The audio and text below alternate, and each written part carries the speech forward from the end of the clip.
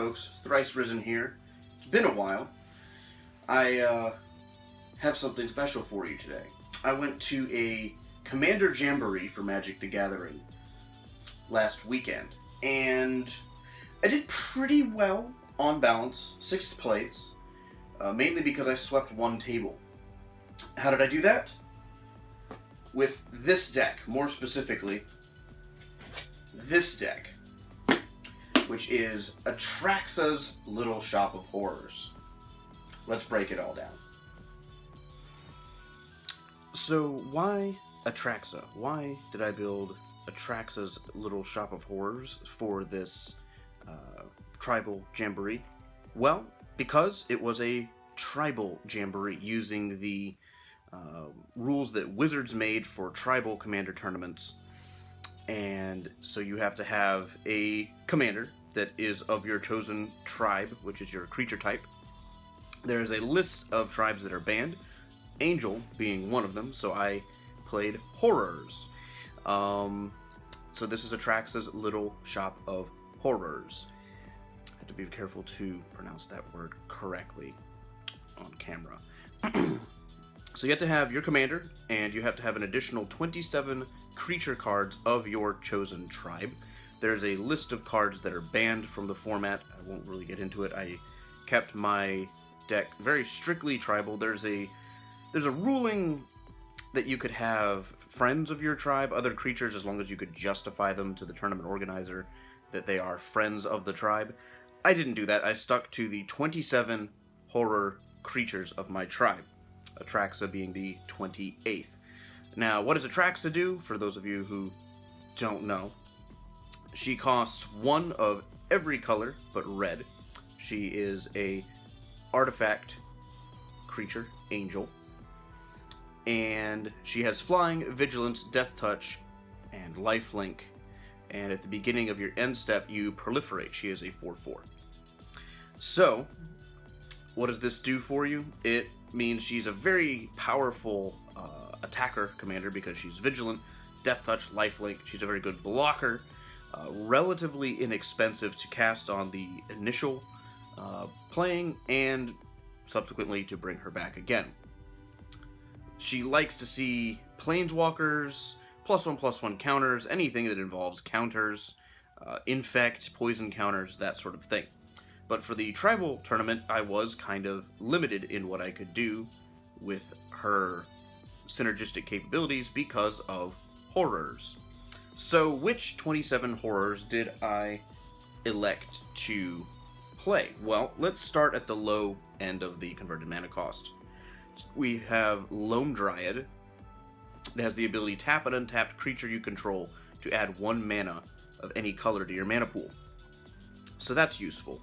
It's a 1/2 for 1 green. And of course, the one that everyone expected to see, and it was in fact there, Thing in the Ice. So it's a horror with Defender. It's a 0/4, enters the battlefield with 4 ice counters. Whenever you cast an instant or sorcery spell, you take an ice counter off of it, and then if it has no ice counters on it, you transform it. When it transforms into the Awoken Horror, you return all non-horror creatures to their owner's hands, and it's a 7/8. So it's a pretty good card. I don't know if I ever actually successfully flipped it during the tournament, but it was pretty useful. Another card that proved extremely useful was the Phyrexian Revoker. As it enters the battlefield, you name a non-land card. Activated abilities of sources with the chosen name cannot be activated. There was a guy playing a Knight tribal deck, and he had a creature that could pump itself bigger and could give itself, I think, first strike or double strike. It was one of the Boros Knights, and I shut it down, so it was just a 2/2 for 2. A lot more manageable. In playtesting, this card was very good. It never showed up during the tournament, I don't think. Wharf Infiltrator. It's a 1/1 with Skulk, which means it can't be blocked by creatures of a greater power than it. Whenever it deals combat damage to a player, you may draw a card. If you do, discard a card. And whenever you discard a creature card, you may pay 2, and you can get a 3/2 colorless Eldrazi horror creature token. This guy saw some decent play. The Plague Stinger, it's a 1/1 flying with Infect. And I would put 1 Infect on each opponent, and Atraxa would proliferate those counters up over time. Now, this deck was not Infect heavy. In fact, this is one of 2 sources of Infect in the entire deck. I just thought maybe I might get a win off of it. I came, I won't say close, but I was on my way to it at one point. Drawshopper, pretty useful. It gives me an instant speed sacrifice effect, so that if someone's going to exile all my creatures, I instead sacrifice them and maybe get them back later. The thing that always amused me about Drawshopper is you can sacrifice it to itself to give itself flying. Spellskite, really good card. I'm sure it would have had a lot of play if it had shown up during the tournament. Uvenwald Captive, never showed up during the tournament. Pretty good card though in the playtesting. It's a 1/2 mana producing creature for 2 that transforms into a 4/6 that can also produce more mana. Mesmeric Fiend was highly useful in one match. When it comes into play, target opponent reveals his or her hand, and you choose a non-land card from it. Remove that card from the game. When Mesmeric Fiend leaves play, return the removed card to its owner's hand. I snagged a Approach of the Second Sun with this very early in the game, and the player definitely had the ability to cast it. So I held it hostage under this for quite a long time. So that was pretty useful. Phyrexian Rager, when he enters, you lose a life and you draw a card. It's pretty useful. Chasm Skulker was decently big in one match, drawing some cards and no one killed it. And when it dies, it makes Island Walk tokens. None of the players in that match had islands, so I never popped it. Night Howler is a really good card when you throw it on Atraxa and there's any amount of creatures in the graveyard, which I figured normally I wouldn't necessarily be that enthusiastic about a card like Night Howler, but this is a tribal tournament, there's going to be creatures everywhere, so I figured it'd get pretty big, and she did. Phyrexian Obliterator, a card that really wasn't allowed to stick because no one likes sacrificing permanents. Slum Reaper showed up one time, I think. It was pretty useful. Of course, Consuming Aberration. It got a little bit of value, but it was killed pretty early after arriving, so it only milled like 3 or 4 cards, I think, actually. Still a good card. Nemesis of Reason. Never really got to see any play, so I never actually got to swing with it, so I can't say if it was good or not. When it attacks, defending player puts the top 10 cards of his or her library into their graveyard. The Gitrog monster, it hurt me. There was a misunderstanding on multiple people's parts about how the ability worked.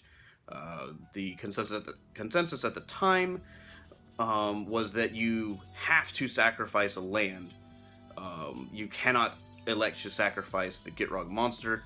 We've since looked at judge rulings and things like that, and you can sacrifice the Gitrog monster. The reason this was relevant is because an opponent of mine had a Notion Thief in play. So I was losing a land and gaining no benefit whatsoever. Because at the time, the ruling was that I could not sacrifice it as long as I could continue to sacrifice a land. So that was not very fun. Guilt Feeder, I was excited to try it out, but it never, ever showed up. When it attacks and isn't blocked, defending player loses 1 life for each card in his or her graveyard, and it has Fear. So I think it would have been good if I had managed to get a hold of it. Hooded Horror was definitely useful. It let me get through a wall of Minotaurs. It didn't win me the game because there was a wall of Minotaurs coming up on the backswing, but it can't be blocked if defending player controls the most creatures or is tied for the most. So it's a good aggro creature. Phyrexian Gargantua, when it enters, you draw 2 cards and lose 2 life. It's card advantage. The second source of Infect in the deck is the Phyrexian Swarmlord. At the beginning of your upkeep, you put a 1/1 green insect creature token with Infect onto the battlefield for each poison counter your opponents have, and it has Infect. So if you hit someone with this, you're getting 4 insects if this lives to the next upkeep.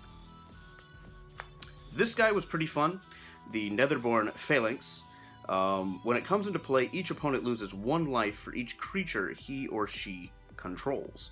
And you can transmute it, but I never ended up doing that. I did bleed a few people quite a bit for that. Glean Crawler was handy. It's a trample, 6/6, and at the end of your turn, return to your hand all creature cards in your graveyard that were put into your graveyard from play this turn. Mind Leech Mass never showed up, I don't think. It's also really expensive, so it may have been in my hand, but I just didn't cast it. It's a 6/6 with trample. Whenever it deals combat damage to a player, you may look at that player's hand. If you do, you may play a non-land card in it without paying that card's mana cost. So those are the horrors. Sans 3. I ran all 3 lieges in the colors, and that was a huge deal because Atraxa getting +6/+6 makes her quite formidable. It's a short clock, to be sure. Adding to that, one of my other specialty cards, Konda's Banner, making her +8/+8, and then maybe throwing the Night Howler on her, Atraxa got pretty big. It didn't really happen in the tournament for any profit, but in playtesting it proved to be pretty good. So Creekwood Liege, in addition to buffing green and black creatures, other green and black creatures, all lieges say other. At the beginning of your upkeep, you may put a 1/1 black and green worm creature token into play. The may got me a few times because I forgot about it. Deathbringer, randomly a expensive card monetarily. Buffs white and black creatures, other creatures. Whenever you play a white spell, you may tap target creature. Whenever you play a black spell, you may destroy target creature if it's tapped. And because of ordering, if I cast my commander, I can tap a creature and then shoot it. Mercfiend Liege, pretty useful. Not as useful with Atraxa herself, because in addition to buffing other green and blue creatures, untap all green and or blue creatures you control during each other player's untap step. So it's kind of a vigilance thing, and if I were to have mana dorks out, it would be useful. It didn't really end up mattering much in the game. It just sat there and made Atraxa bigger. Or, in the case of the first game I played, it made the Gleam Crawler, in combination with a few of the other lieges, it made the Gleam Crawler a 10/10 with trample, which that matters. So those are the horrors. It's quite a decent beatdown package, but I was originally going to build something quite different with this deck. I was going to run a ad nauseum combo deck with 27 token horrors, and I ran all the cheapest CMC horrors in existence. Some of them were so bad I literally couldn't even play them. There's a horror that the name escapes me that it forces you to mill a card each turn, and then once you hit threshold, 7 or more cards in your graveyard, you exile 2 cards from your graveyard at the end of your turn. You mill at the beginning, and it's a 2/2 for 2. That's terrible. So I never played that card because it would just bleed me dry. And I have but one form of recursion in the deck, which is Elixir of Immortality. Why Elixir? Not my favorite go-to shuffler, which is Felden's Cane. I wanted something that was reusable because it was the only one I was running. I wanted something that I could throw back into the deck and maybe have a chance to use again because of how I built the deck in certain ways. So, what was the payoff of the combo that I was originally running?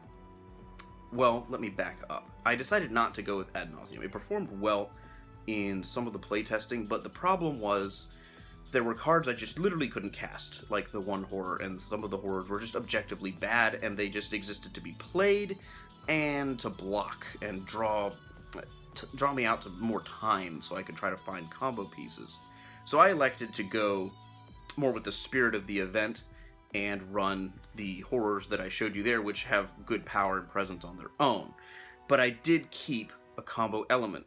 The logic that I had was that I could go off in an aggro way with Atraxa and creatures, Or if that was prevented due to someone running a lot of flyers, or someone running a creature that could shoot Atraxa if I came at her, which happened quite a lot, actually. There's a knight that could do it.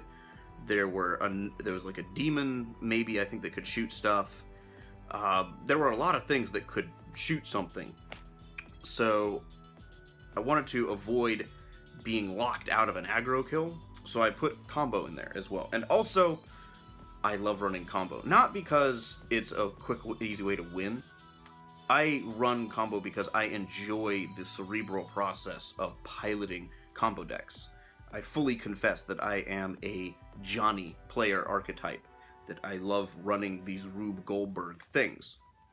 Speaking of Rube Goldberg, nothing lets you Rube Goldberg like Paradox Engine, which is one of the combo sort of synergies I have in there. Now, that combined with Oracle's Vault, if you get Oracle's Vault fully online with 3 brick counters, you can tap it, exile the top card of your library, and you can cast that until end of turn.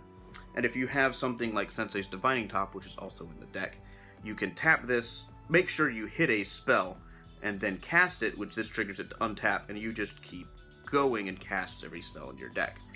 Now, how does this let me win, aside from just massing a giant board state? Well, there's Aetherflux Reservoir, aka the thing that they printed that makes storming off a lot easier in Magic these days. So those 3 cards kind of let it work well. Alternatively, there's a neat little synergy with Future Sight, which lets you play the top card of your library and you keep it revealed. And this, which makes all spells globally 1 colorless cheaper. This, and Sensei's Top means I draw my entire deck and keep playing Sensei's Top. Hit a huge storm count for Aetherflux Reservoir. The other thing that this does is I run a lot of mana acceleration for another win condition, which I'll get to in a moment. So let's look at the mana. I have Nature's Lore. Quick, easy, puts a forest into play. I have Sylvan Scrying, which lets me go find usually a command tower just to fix colors, or if I've got a comfortable mana base already, I go get a Gavany Township, which pumps the team even more, and is good with Atraxa. Safe Right Quest. I like this damaged one that I got. It's just a miscut. But you search your library for a forest or a plains card, reveal it, put it into your hand, and shuffle your library for 1. So on turn 1, you can go get another land. But it says forest or plains, not basic, so it's better than Lay of the Land or something like that. Tithe is actually a lot of fun to play because it's an instant speed mana acceleration. It's you search your library for a plains card. If you control fewer lands than target opponent, you search your library for an additional plains card. Reveal those cards to all players and put them into your hand. Shuffle your library afterwards. Now, you may search for the additional card. I should specify that. But it's instant speed, so before you untap early game and someone's just ahead of you in the turn process, so they have more lands, I'm going to go get 2 plains. Not basic plains, plains. So I can go get 2 fetch lands and get them ready to play.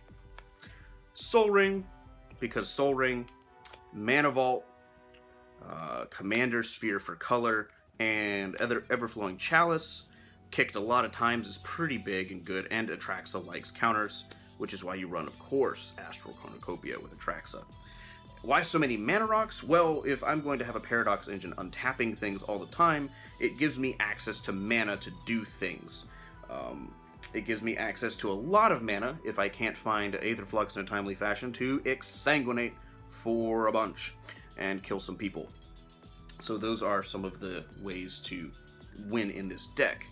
Now, how do I find them? I have a small tutor package, Vampiric Tutor, Demonic Tutor, Mystical, and Enlightened Tutor. Mystical goes and gets usually Mystic Speculation, which is one of my favorite cards in Commander. The value is so good, especially if you have some mana rocks and a Paradox Engine. You just scry until you find what you need, and hopefully you have some kind of card draw to grab it. Or even if you've got Reservoir out, you can just cast it a bunch of times, even without Paradox Engine. If you've got enough mana at the time, you can just ratchet up the life counter on Aetherflux pretty quickly. So I've got those tutor cards, but a lot of this is card draw, to try to get 2 cards in my hand to be able to do stuff. So I've got Serum Visions, Preordain, Brainstorm, Ponder, and Gitaxian Probe, which are, the cantrips. Mystic Speculation, one of my favorite cards, once again. 1 blue, but it has a buyback of 2, so you can put it back into your hand as it resolves. And it says Scry 3. Not look at the top 3 and put them back in the order, Scry 3. So I can, for 3 mana, elect to filter the top 3 cards of my deck. It's just pure value. Sensei's Top, essential with the Future Sight and Helm of Awakening, which I saw at the last Jamboree I went to before this one, and I was like, I love that synergy and I've got to run it, so I made it happen. Sensei's Top, just good. And with Paradox Engine and Atraxa and things, this card is pretty great. I thought for a while that I was going to run Angel's Grace and just deck everyone, but there was just not enough room. The 27 horrors, I'll pause on this. The 27 creature requirement actually really narrows what you can do in the rest of the deck, and it hurts my usual deck building strategies. As you've seen in other videos, I like to kind of keep everything even, but 27 being functionally a third of your deck leaves you very little room for other things. So I had to make a lot of cuts and make a lot of hard decisions on building the deck, but I kept this one in just because it's good card draw and it lets me do a lot of stuff. Now, it ended up hurting me because someone stole it off of me, the same guy who had the Notion Thief, and so I had 3 counters on it, so he would go, I'm going to draw 9. So that ended up hurting me a little bit, but that was a niche situation. Now, as I said, the restriction on 27 creatures meant I had to cut something. And if I had the combo part and the stuff to go find the combo part, that left me light on recursion, as you've seen Elixir being the only form of recursion in the deck, and it also left me light on answers. There are 5 answers in the deck, and that's way fewer than I usually like to run. So I elected to keep Swan Song because it's cheap and it's good and it helps me defend my combo. It also lets me stop someone else trying to do something degenerate, potentially. As long as it's not creature or artifact-based, which are 2 big holes in this, but I had to go with it. So this is the only counterspell in the entire deck. Swords to Plowshares and Path to Exile are the only targeted removal cards, because I don't consider Cyclonic Rift targeted card. If you're casting it for 2 mana, something's gotten pretty desperate. And then I had this fun card, which at first glance, it seemed like it would be fun to play in a tribal tournament, but it just didn't work out.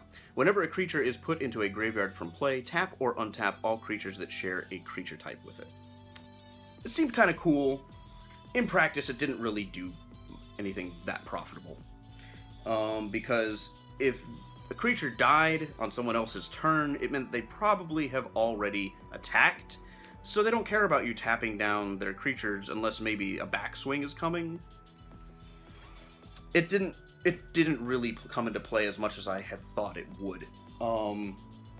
Mana base. So, finding land, we've got Terramorphic Expanse and Evolving Wilds, my pretty one. Krosan Verge, absolute must in any deck that runs these colors, in my opinion. If you're running Selesnya colors, green-white, run a Krosan Verge, because it lets you get a forest and a plain, so you can get 2 fetch lands, or excuse me, 2 shock lands into play. And even if you don't do that, you can get a lot of other value. Verdant Catacombs, Polluted Delta, Windswept Heath. Those are the land finders. So we got Shocks, Godless Shrine, Temple Garden, Breeding Pool, and Watery Grave and Overgrown Tomb. Why no Hallowed Fountain? I didn't have a spare, actually, and I wasn't about to touch my Unbreakables deck, which has my only Hallowed Fountain in it, and that deck is inviolate. I don't touch that for any reason. I need to get another Hallowed Fountain because there were a lot of times I would like to have fetched for blue-white. New lands, these are great in a deck where you're drawing a bunch of cards and maybe you fizzle out and want to draw more cards. These new cycling lands are great, because you can tutor for them if you have, like a Croson Verge, stuff's going to enter tapped, so you go get irrigated farmland and sacred groves, and then they just untap on your next turn, and it's great. So fetid pools, irrigated farmland, and scattered groves. Nice foily one. And a sunken hollow. Temple of Malady. Command Tower. Talaria West to go find, almost always going to find,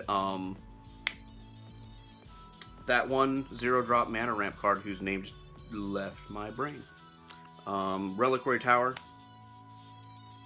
And Gavany Township. So those are the non-basic lands. I'm running 4 plains, 4 islands, 5 swamps because of such heavy black creatures, and 5 forests for ramping purposes. So that is the deck that I brought to the Tribal Jamboree.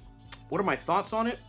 In playtesting, it performed extremely well. In any pod that I sat down in playtesting, it didn't lose at all. It was undefeated until I went to the tournament. Game 1, I was forced into... I was at 7 life to the Armageddon clock, and my last remaining opponent was at 6, and he pinged me for 1 damage, and I couldn't find anything on my upkeep to do anything to stop us both from dying, so that was a draw.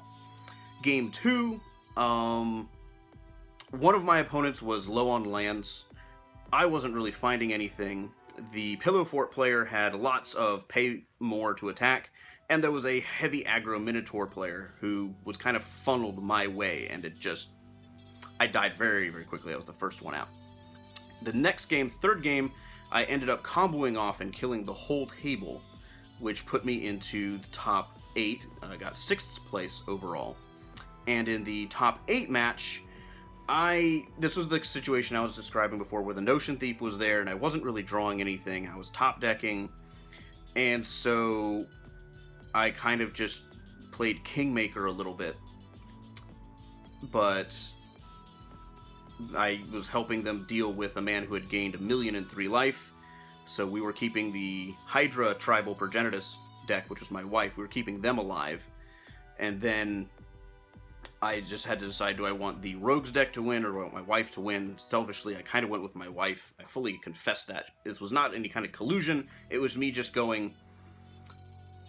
A, partially wanting the wife to win, but also B, knowing that if one of the two were to die, I would not be able to deal with the Rogues player because he had a ton of cards in hand, whereas my wife was in a similar situation to myself where she was top decking, and so I felt slightly more confident in my ability to deal with her deck than to deal with the Rogues player. That all being said, I think what I'm going to do, because they've already said that they're going to do another tribal tournament, I'm probably going to keep this deck. I'm not holding myself to that, but I'm leaning towards that. And I'll probably do something a little different. I'll probably keep the horrors. I might do less combo, synergistic, because I like the combo in this, but I really feel that it's hurt by the presence of the horrors. So what I might end up doing is just making a separate deck that is wholly centered on the combo, and I'll break that down whenever I get around to it. So I might kind of split this into 2 different decks. I already have a second Atraxa deck that is all about counters and things, so I might take those cards from there, like the Planeswalkers and the other cool stuff, and I might bring them into this one, replace the combo elements, maybe add some more answers and things like that. I didn't even have a Croson Grip in this deck, and oh my gosh, the times that would have mattered in this tournament, many times that would have mattered. So a lot of the times I had to just sit there and pretend like I could do something, or not lie, but, just sit there and make people psych themselves out for being against a blue player, but I had a swan song, nothing. So, is that underhanded? I don't know. I will never lie to an opponent. I will never pretend like I have a counterspell in hand or try to intimate to them that I have a counterspell in hand. I just won't say anything. I will not lie to them and imply that I have something in my hand or that I have an ability to do something that I don't, unless I'm being incredibly obviously facetious, like, oh, yeah. I'm not. It's a game. It is not worth being deceptive to someone who is a fellow player and quite often your friend for the sake of a game. Yes, it is a tournament, but so we're playing a bit more cutthroat than usual, but I'm still not going to lie to someone about something. So if I tell someone I don't have anything, I don't have anything. I've got nothing. So that's the deck. Hope you enjoyed it. I waited to make this video until after the tournament because I figured that would just be smart. But once again, I'm ThriceRisen. Thanks for watching.